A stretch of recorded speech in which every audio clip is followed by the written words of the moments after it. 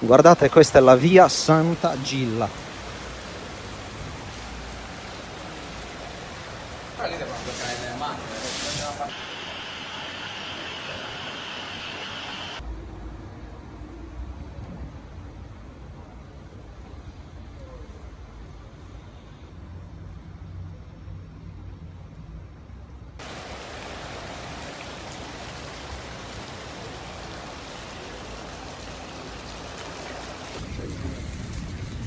Va bene qua.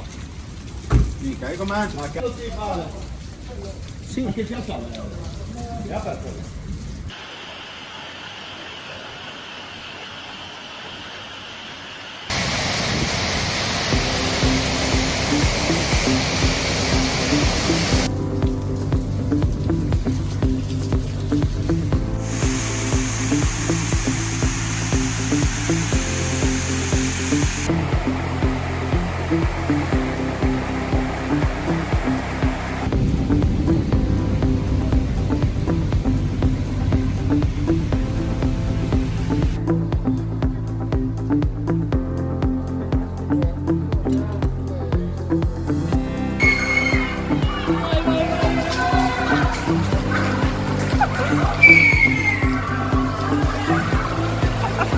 Adattare una sorta di QA per quanto improvvisato con Cappuccio.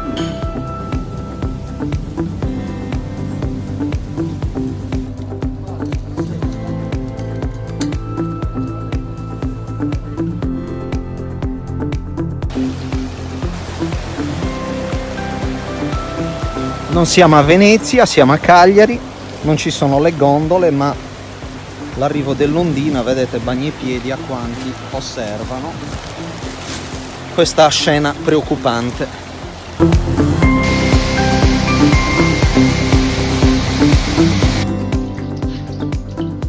La capota di un mezzo è, per fortuna non sono presenti delle persone e non ricevono la botta sulla testa, è un miracolo. Questo è appena accaduto a Cagliari.